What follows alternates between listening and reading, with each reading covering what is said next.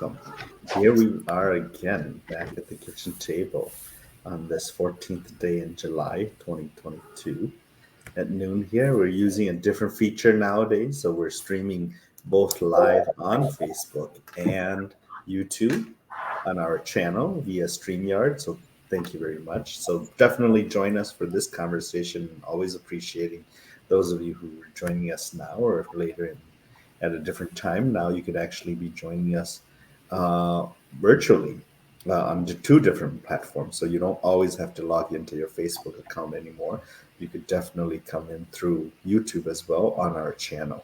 So love that. Thank you for joining us. My name again is Pang, he, him, his, with the Men and Masculine Folks Network. And this is actually our 44th Kitchen Table Conversations. And again, these are meant to be conversations between and amongst men to really talk about how do we navigate and practice healthy masculinity and manhood in our lives for the benefit of those we are in relationship with and those who we are in community with as well. So I will give it over to the other two folks who are here so they can share their selves with us, and then I will go on and sort of start the conversation off, and then we'll go from there as always. Hi, Roderick Southall in St. Paul today. He, him. Always glad to be here to have these conversations. They're instructive. Thanks, Roderick.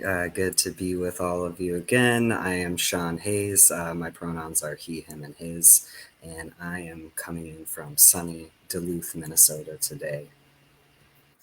Yes, thank you so much, both of you. And as always, we always invite other people to join us here and there as well too. And we'll have special guests as well too. And so, definitely for those of you who are viewing at this moment, chime in, join the conversation, and we'll incorporate those comments into our conversation as we move through. So now there will be more of us actually monitoring the chat thread. So that will be exciting. That is exciting. This is exciting for us, so do bear with us as we get ourselves adjusted to this new platform as well too. Gosh, you two, there's been just so many things that have happened since we last had a conversation 2 weeks ago, right? I know that in St. Paul or Vadnais Heights, I should say to be exact, on July 1st there was some murder suicides that happened where a gentleman had killed himself who was in the Hmong community. He had killed himself, committed suicide.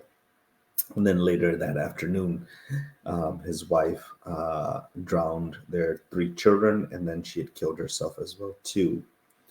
And then we have a case out of Ohio in terms of the ripple effect and impact of Roe v. Wade, with a 10-year-old being raped and then traveling to Indiana to go and get an abortion. And then this morning, I just heard about this other case in Michigan. Let me see if I can find the exact name of the town there. Houghton Lake, Michigan, if I'm saying that right, where a woman was trying to get a protection order, what we would be saying equivalent to a restraining order or order for protection in the state of Minnesota. She was trying to get something similar like that in Michigan, and the judge had denied her that order because there was not enough evidence to show that there was imminent threat. And I think today or yesterday, all of her family members died, both her mom, her son, and herself. And then her ex-husband as well too had died this morning. So there's just, and I know there's plenty more that we probably haven't picked up, but these are the things that are making the news for us at this moment. And I think it's a harsh reality, and it's a reality that we know, that we always talk about and have been talking about for us as men and masculine folks, and how we navigate through these things. It's just really hard to be hearing these things, and especially I think to some of the news outcasts talking about how some of the people in Ohio didn't really believe that 10-year-old, that there was a 10-year-old who was raped, right? And some of the people who are running for office, politicians, don't believe that as well too. And that's disheartening, because I think that again signifies to us, for those of us who are doing this work, and as we've had conversations here as well too, how people often don't talk about and don't want to acknowledge rape when it happens, right? Like that they don't believe the survivors who've actually been impacted by it. They don't believe that they're telling the truth. They don't believe that existed. And so it continues that pattern. It continues the pattern of not believing victims and survivors. And all of these cases, I think the thread to me demonstrates that, right? Even in the case in Venice Heights on July 1st, there too is that a lot of the blame was put on the survivor, the woman who had killed Rewrite. So even though she made not the best choice in our minds, she probably believed that was the best choice, was to kill her kids. But everybody was blaming her and shaming her. Like the community was shaming her to the place where she couldn't take it anymore. And then she went and killed herself along with her kids, right? So there's just so much like blaming of victims and survivors that we see in all these cases. And I really just want to be lifting that up, because I think as men and masculine folks, we have a role in that. We have a role to believe those stories, and we have a role to actually like unearth the nuances of these things with one another, and really say that we believe these stories, and that these stories are actually true, and that she believed, to the woman in Michigan, she believed she was in imminent danger, whether the judge believed it or not, right? Whether other people believed it or not. She was the best one in the best position to actually know how he was going to be moving. And we've learned that from survivors of domestic violence and victims of domestic violence, is that they are the ones who best know the situation, and they are the best ones who are best know how to protect themselves, whether they stay with the person who's harming them, or whether they're not staying with the person who's harming them. And so I think it's just like, for me, frustration, anger there as well too, of like systems and people, not only systems, but people in these people's lives. We have all failed. Like every time women and children and LGBTQ folks die, that means that these systems that are set up, whether it is the police, whether it is the criminal justice system, whether it is the judicial system, they've all failed these people. That's why they've died, right? And yet we count on these systems, and we think that these systems are the best, but they're actually not actually the best systems. But if they are going to be an option, we have to actually be thinking about how do we actually continuously improve them to be better, right? To be better. And then obviously there was that footage, and then sort of second to last piece that I want to be mentioning here is the surveillance video out of Uvalde, where they're showing the police officers in the building. So I don't know if the two of you have seen that, where the officers were standing right outside in the hall while the shootings were happening, right? And did nothing in it. So there's just so much that is actually happening here that we could talk about the system's failure, whether it is the police system, whether it is the judicial system, and on top of like the blaming the survivors and victims for what happens to them, and the kind of atrocities that they're facing. And then in light of that, I think the joyful piece to what Sean was going to share with me, and Sean can share more about this too with the both of us, is that it's trans and gender non-binary day, right? If I'm saying that correctly. Pretty close, yeah. Yes. It's non-binary People's Day. Yes, So. non-binary People's Day. My apologies. So we're celebrating that in the midst of all of this, as always, right? We're celebrating that in the midst of all of this thing that are happening. There's always some hope in all of this as well too. So that's where I want to be leaving it, and sort of see where thoughts and ideas are coming up for the two of you.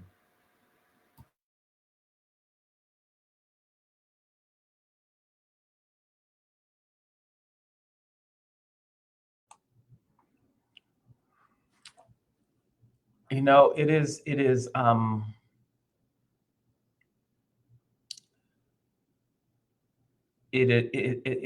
I had read an article by a professor that talked about the Roe v. Wade decision, and she was writing it as her critique. It was like in the New York Times. Goodwin, Michelle Goodwin, and she was writing it from the perspective of the justices' lack of knowledge about how the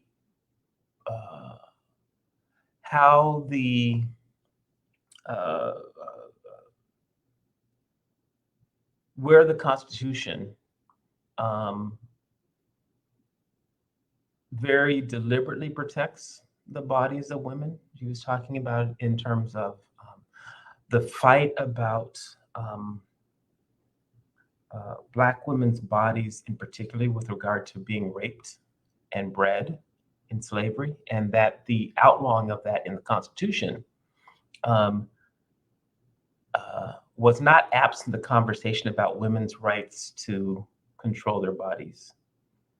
And she pointed out a senator who was beat up after he included in his, by other senators, after he included in his conversation the points about the sanctity of slave women's bodies and their right to control them. And as she was talking about it, I thought about what I think really relates to this is that sense of we don't think you know, and we don't care that we know. We don't know, right?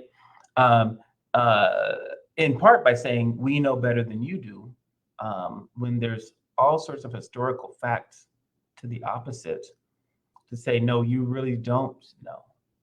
And so I thought her article was a very revealing one, to say, no, justices, in your exclusion of this conversation about historical evidence related specifically to the Constitution about women's rights and Roe v. Wade, you're propagating this erasure, if you will, of things that we know folks were talking about, right? So I think people say, well, people weren't really thinking about that. And you're like, well, I don't know, as long as there have been women in this country, right? If you will.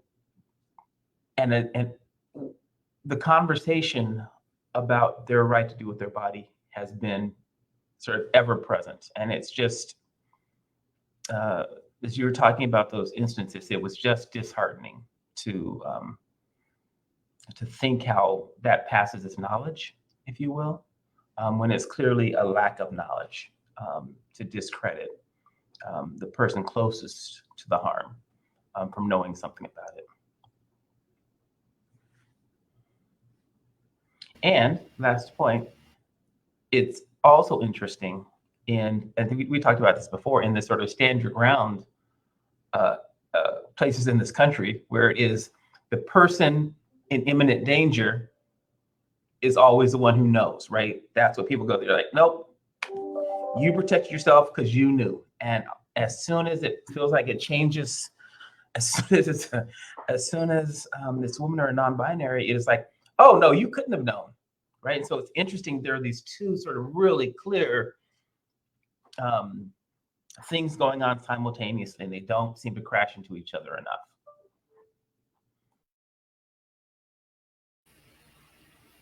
That's a really interesting point there, Roderick, about the stand your ground and how that's like, it's just like the definition of hypocrisy, that one of these situations is acceptable while the other isn't. And it had me thinking about Peng, as you were sort of sharing that introduction about the different cases that we've seen lately. Like, I was thinking about the person who had gone to seek the restraining order, And I don't know a whole lot about how that process works. I know that there's lots of advocates and folks who do that direct work with survivors and folks who are seeking that type of protective order. But the little bit that I do know about them is that at least here in Minnesota, they are pretty hard to get. And that's even like when a survivor can provide documentation and can show, like, here are threats, here are screenshots, here is my call log, and all of these different things. So it's like it already was difficult, and now it seems that, of course, these things are getting even more difficult for survivors. Primarily women, femme folks, non-binary folks who are in those dangerous situations and who now have like another obstacle to getting those sort of protective measures that that I think our systems really like to say are like these wonderful systems that protect and serve and take care of people. And yet this is like a prime example where the systems have been failing for years, and now it's like we're seeing that continue to decline and to get worse for folks. And just also thinking about the I can't remember where you said exactly they were from, but the family where the husband had killed himself, and then the woman later had died by suicide, and just that story that we just hear so often, where primarily or most often it's the woman, and they have said that things are bad and violent and scary in their relationships. And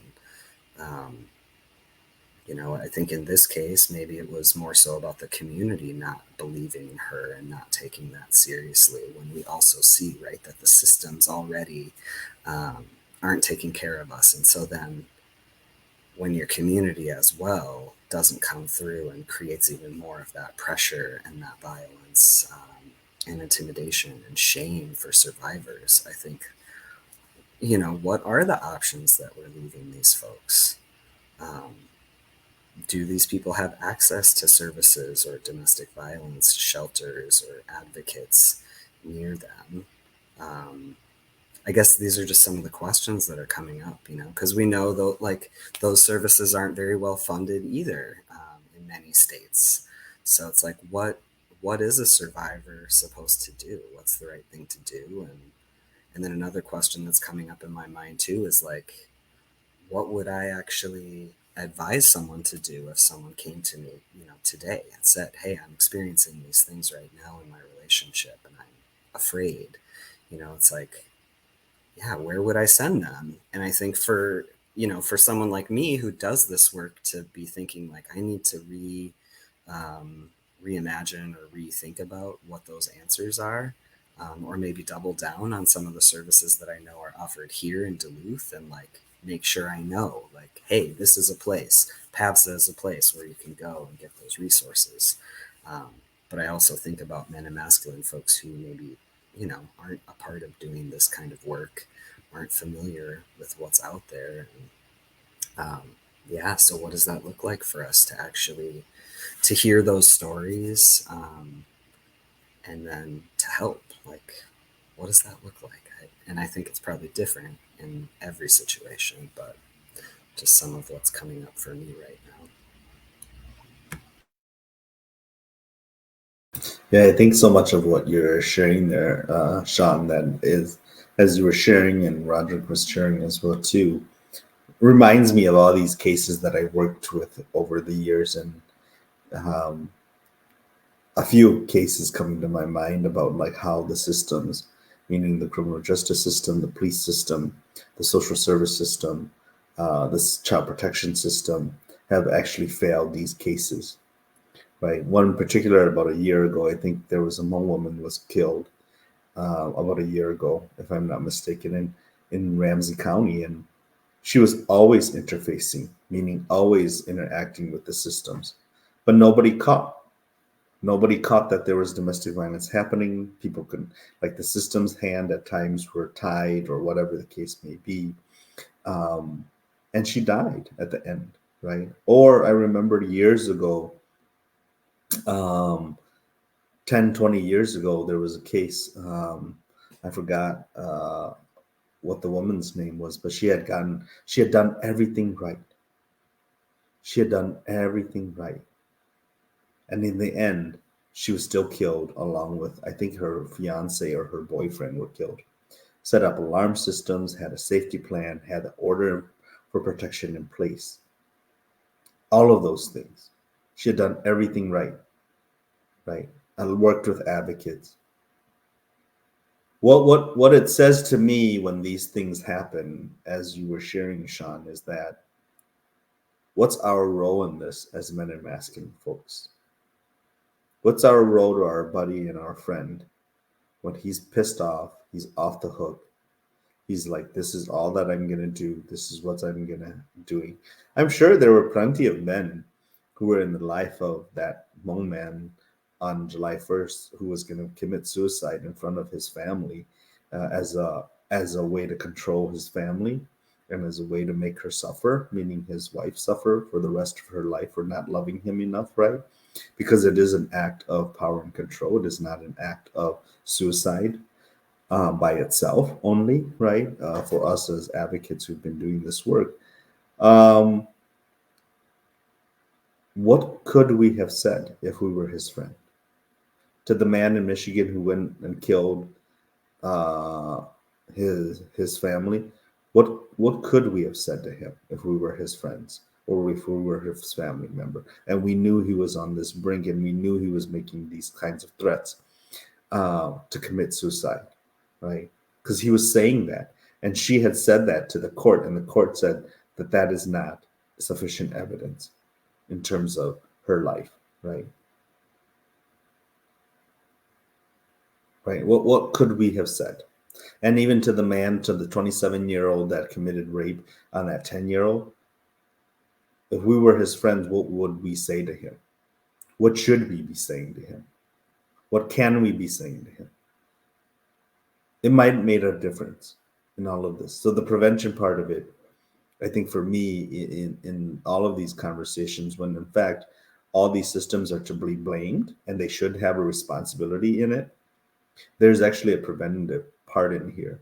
And the preventative part is when we in community and we as men and masculine folks, as we've talked all along throughout our kitchen table series, is that we have a role to play to talk to the men in our lives to say, hey, what's going on? Can you open yourself up a little bit? Can we go out for dinner? Can we go for a walk? Share with me a little bit more what's happening in your life. I'll share a little bit. I'll share too.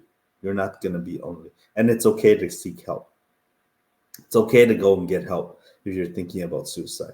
It's okay to go and get help if you're like not feeling the best in your life at this moment and you're struggling.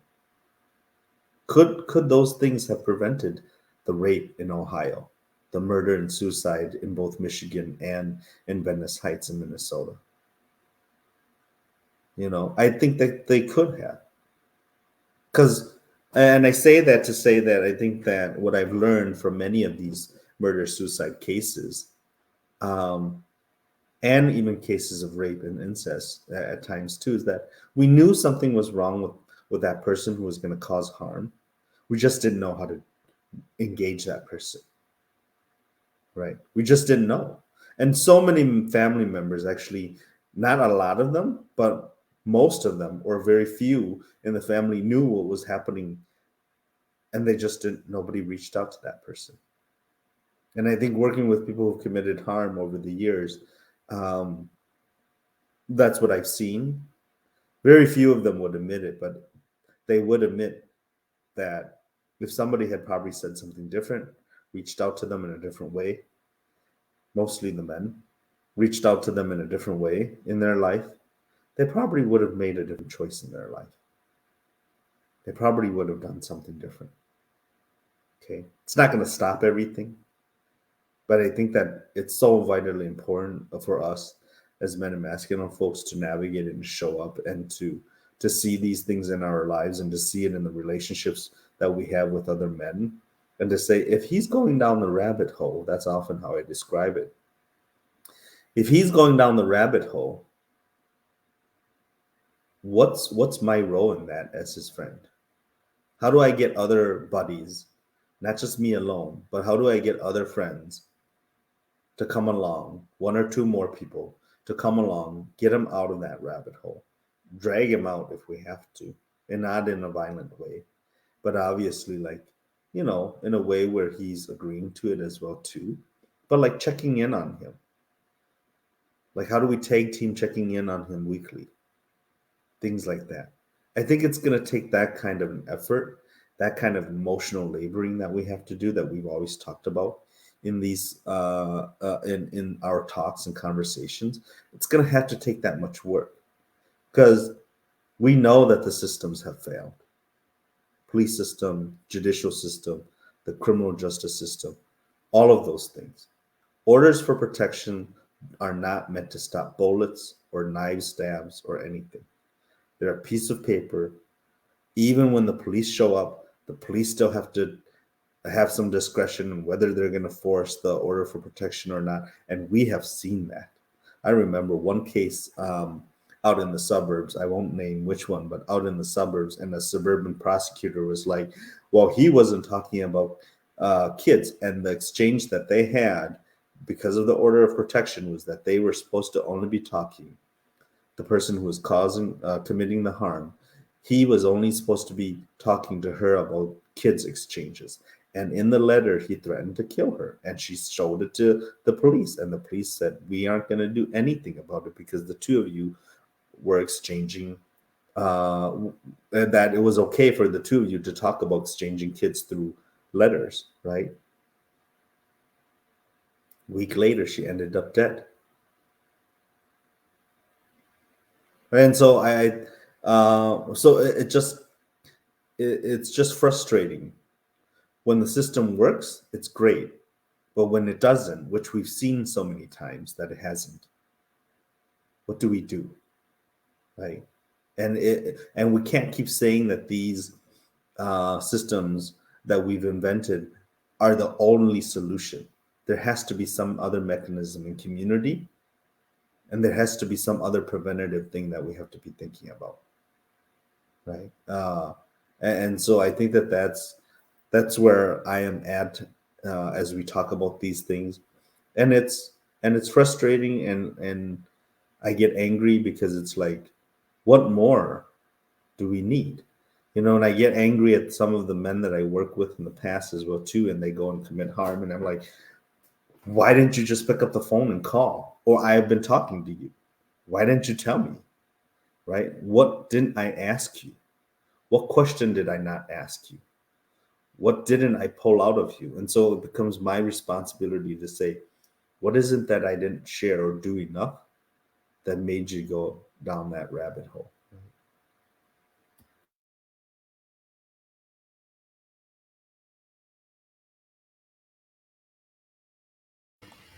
I think that, go ahead, Sean.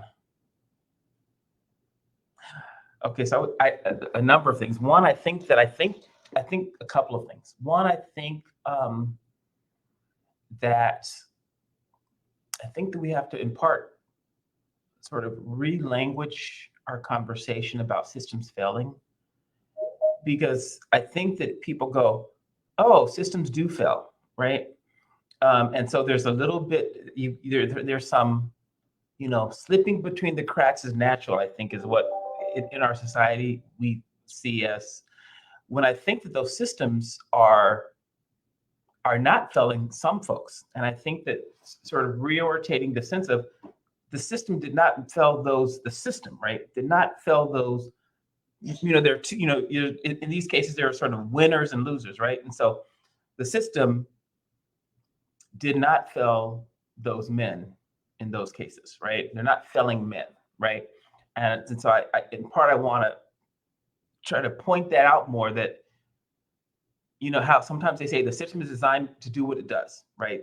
The system is not failing some folks. And so, why are they always winning? Because or why are they winning 90% of the time? We're trying to recontextualize the conversation so people don't go, yeah, systems fail, right? Because systems do fail, but in these cases, and in many cases, the system doesn't fail the majority time for one party or the other. The other thing it makes me think of is in our conversations with men, thinking about, because most of these are about power, right? And control. And so thinking about our conversations with men, with other men and masculine folks, about having more conversations around that power and control piece and how they're situated, right? So when talking about how do you feel, right? Trying to steer that conversation just as a norm, right? As a norm in our conversations with other folks, trying to steer those conversations or have those conversations be more tangential to items of power and control. Because I think that, it's when I think about sort of what I could have said to folks in those situations, I think something about their sense of lack of power or lack of control that would help or assist them in rethinking their relationship to it in the context of other people, so that perhaps the acts that would maybe eventually be initiated for their response to issues of lacking power control might be derailed or mitigated. Is kind of what I'm thinking in the conversations that we have with each other. Because I think we do a lot of, and you guys know, we do a lot of talking to folks. But I'm thinking that we haven't really normalized having many, many conversations that help each of us rethink,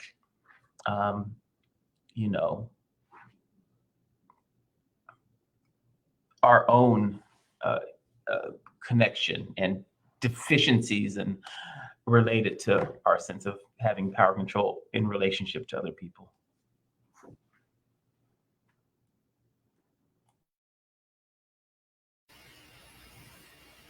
I know for me, your comment, Roderick, there about how the systems are failing a lot of people and are not failing folks, and that comment of like folks who slip through the cracks, of course, like that's gonna happen. People aren't perfect. That sort of whole narrative, like when you brought that up, it felt like, yeah, because this is like an excuse. This is something that we can say, well, yeah, of course, some of these folks, we can't save everybody, that kind of a thing. And it sort of like allows people to give themselves or get themselves off the hook almost.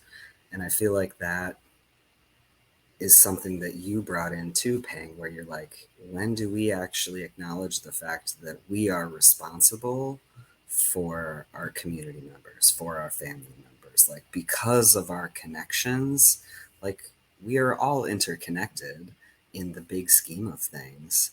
And I think a part of that connection is that we are responsible to one another, to be asking those questions, to be sharing where we're at as well, like and reaching out when we need support and help.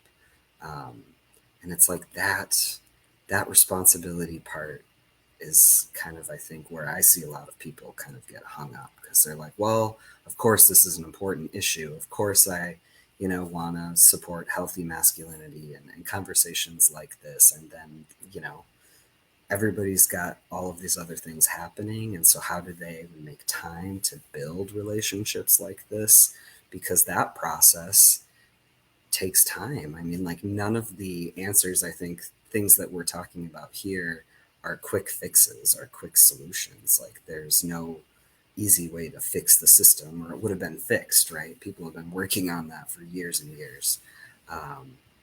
And this part around creating spaces like this where men and masculine people can actually ask these hard questions, it's a lot, you know, and I think it's a lot for those of us who do this work and are passionate about it and focus our time and energy. And I think it's, you know, it feels like a lot as well for folks who have no idea or who are just maybe entering this conversation or just starting to consider how maybe they have some traits of unhealthy masculinity, you know, within themselves. And so it's like folks are on so many different places on the path, right? We all are sort of wanting to head to this future where folks are taken care of, where people are safe, where women and girls and children, non-binary people are all safe. And yet, like, yeah, how do we connect, you know, with someone who's further, you know, down the path than I am? And I'm still, you know, like I'm moving and trying to connect with people further and learning from folks who are further along than I am. And it's a whole lot. So I guess I'm just maybe just naming the overwhelmed feeling that I think a lot of us are feeling just in general right now with the state of the world, the state of this country. Um,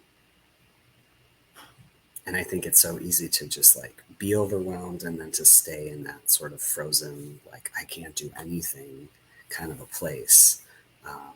When even maybe the simplest thing, like, you know, me calling out one of my brothers and just checking in, like that is a solution. That is something that moves that dial, I think, even just the slightest amount.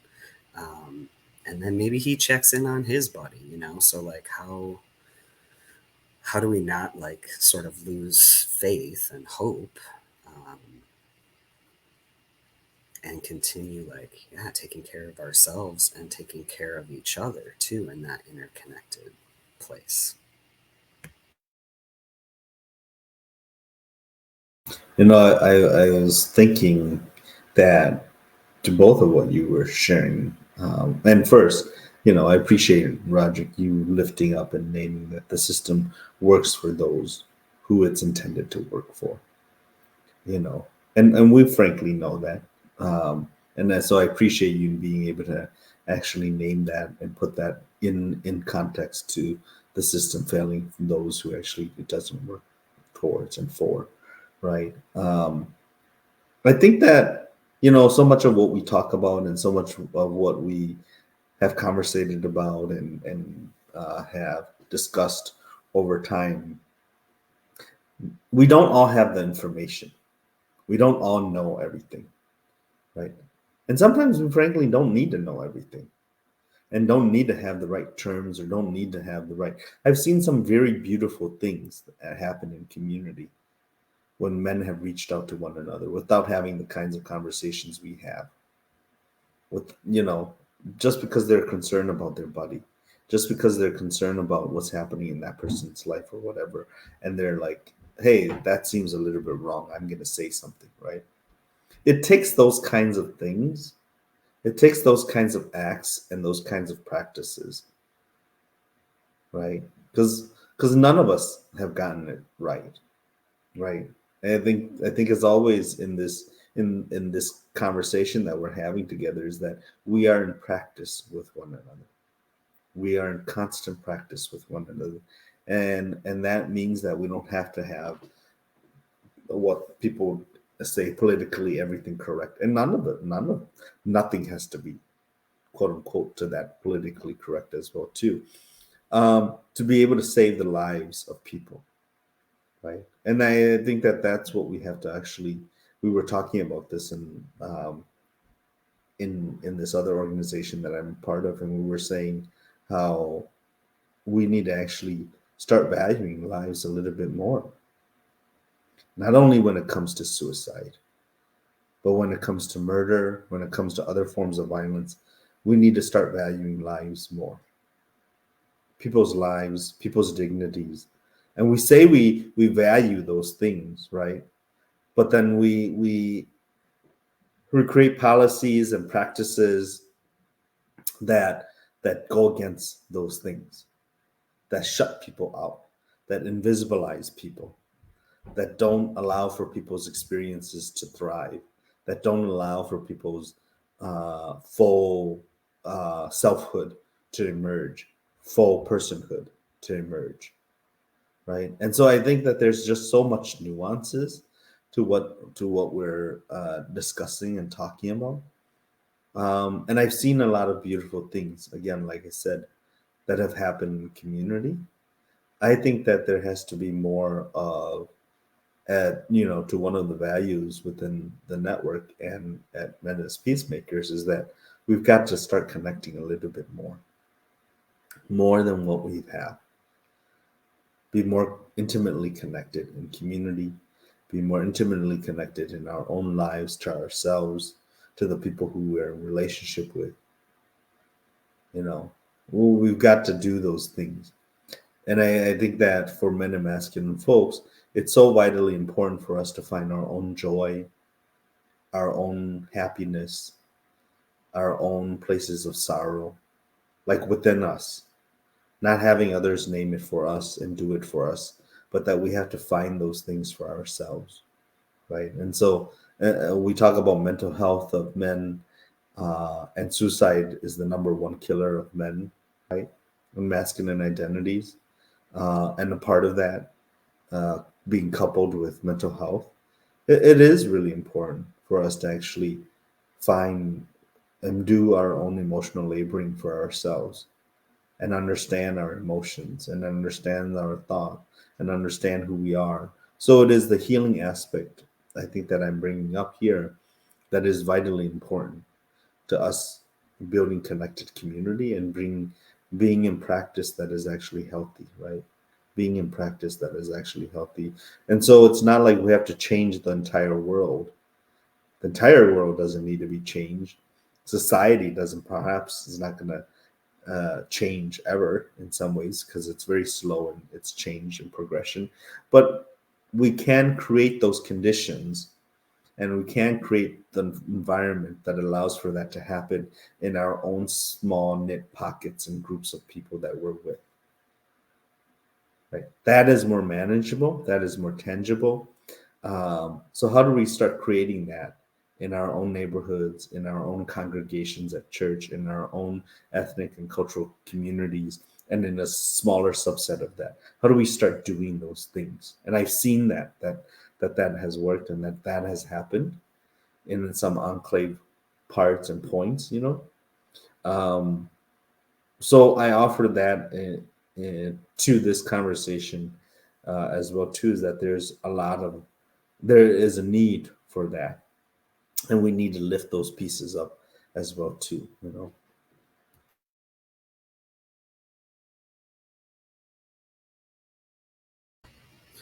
I'll just pop in to share. Just what we were talking about here. I got to experience.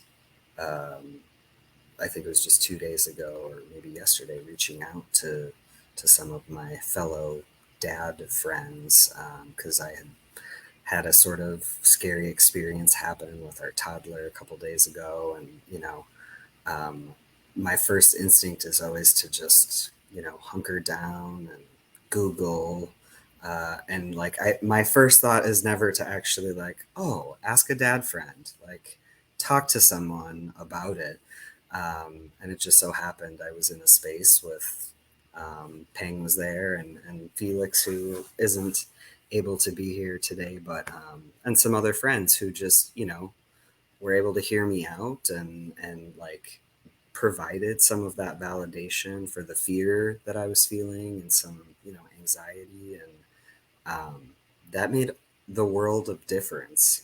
From that moment of experiencing this scary thing to being able to actually practice reaching out and saying, hey, could we actually talk about this thing that happened in my life? And then having those people come through and say, yeah, let's, what's going on, and how can we support? And yes, I've experienced that too. And, those different things. And so I just wanted to speak that into the conversation, I guess, because I think it is just, and I think we talked about that for maybe 20 minutes, that day. So it wasn't like we sat down and had this 4-hour long conversation about how to be good fathers and, whatever. But just in those 20-ish minutes, that kind of rerouted me, sort of reconnected me to my hope of like, yes, I am someone who's working hard to be a good dad and is going to continue to mess up and experience new scary things, and then reach out and say, is this normal? Is this, and so I think, yeah, it feels a little scary, even in that moment with those close friends. I thought, oh, maybe I shouldn't bring this up. And I'm really glad that I did. So I guess thanks to Pang in this conversation. I'll thank you, and thanks to Felix and Landon as well, for giving that support.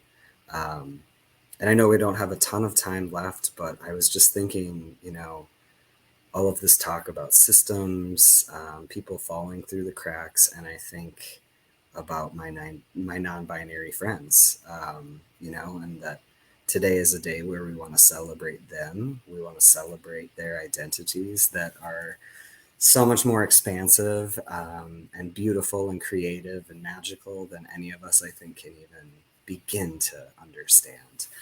Especially those of us who, fit very much into the binary that's set up, especially in this country. And so just thinking about those folks, sending love, thinking about how often non-binary and gender non-conforming people are people who are falling through the cracks. The majority of the time these folks are the ones who are experiencing a lot of that harm, a lot of that invisibility, and ultimately violence when the support and the resources aren't there, or there isn't a box to check that isn't M or F. And, how do we continue to expand services to make them more inclusive, to really see and celebrate all the folks in our community? And so I'm just feeling grateful for those people, and also sending love, and thinking about how me as a binary person can do more to help create those services, to create pathways for folks.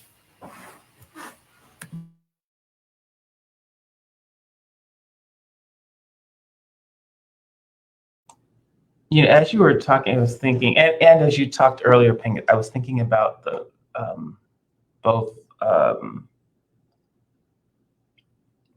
the courage it takes to get an order of protection, and the courage and the patience it takes to go to someone you don't know and say, I need help, whether that's a food shelf, right? Whether it is a court, whether it is a friend, I think there could be a more appreciation of the courage that it takes to recognize and to reach out. And I think it also takes courage to know that, to do that, knowing that sometimes it'll work, and sometimes the place you go to won't have those answers or that capacity to help, and what it takes to keep asking for it in other places.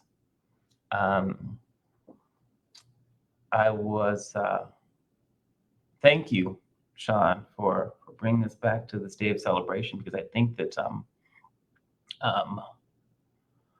that is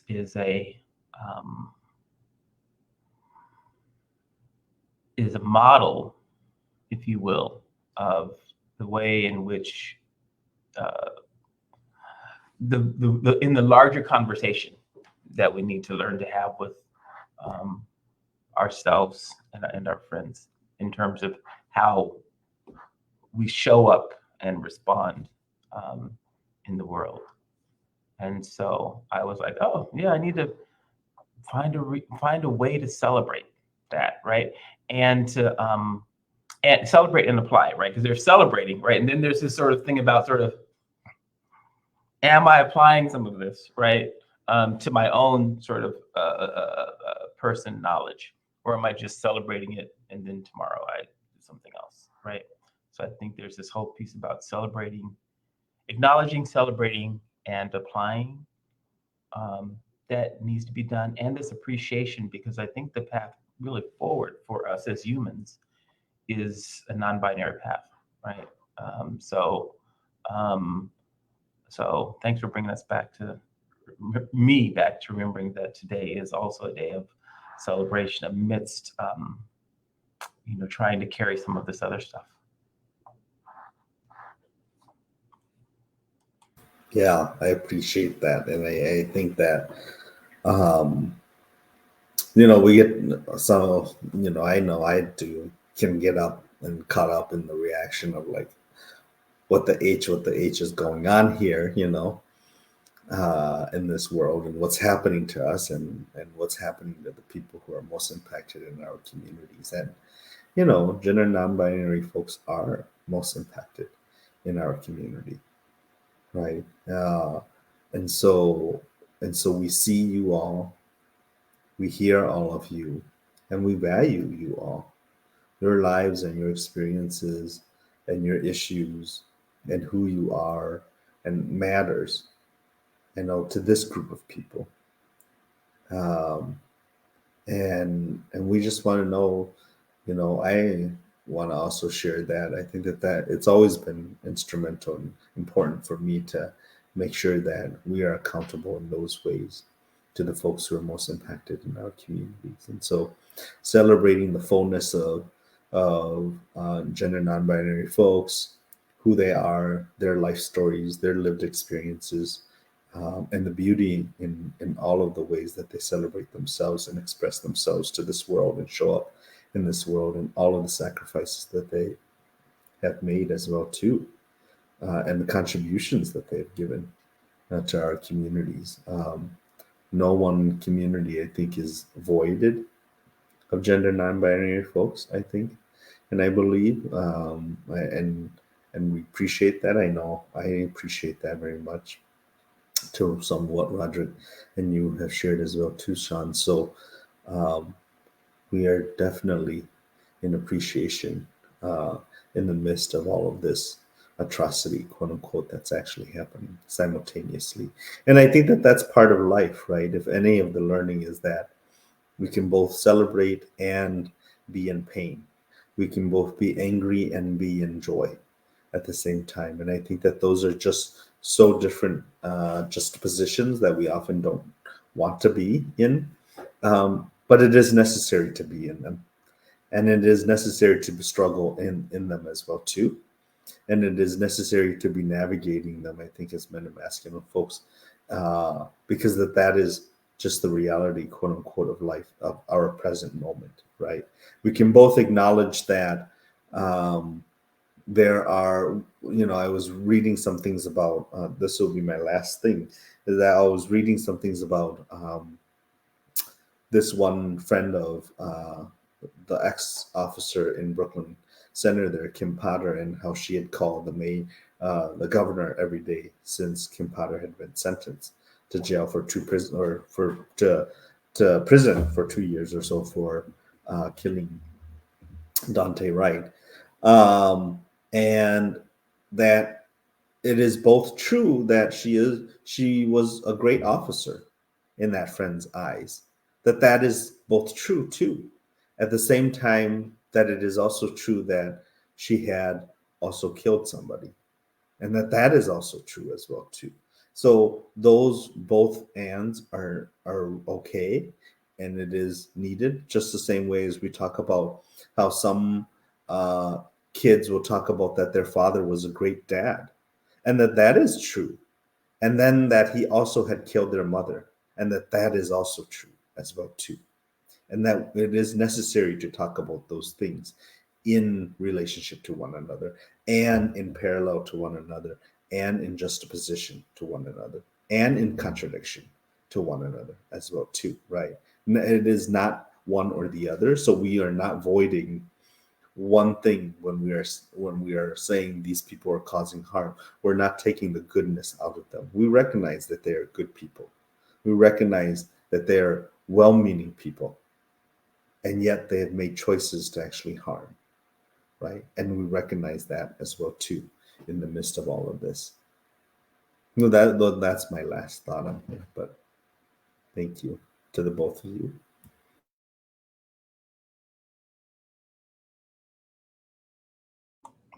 Thank you.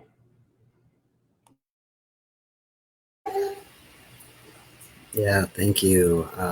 This has been a good conversation, and I think it's, sort of my final thought is just remembering and acknowledging that we are complex humans, and trying to learn how to hold, that concept of multiple things can be true at the same time.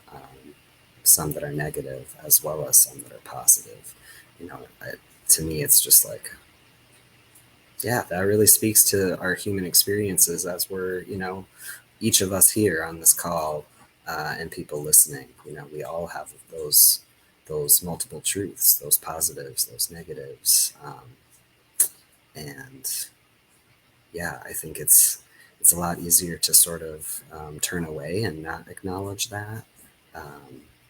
And I think when we do, it allows, I think, for deeper connections. I think it allows for violence to be prevented ultimately when we can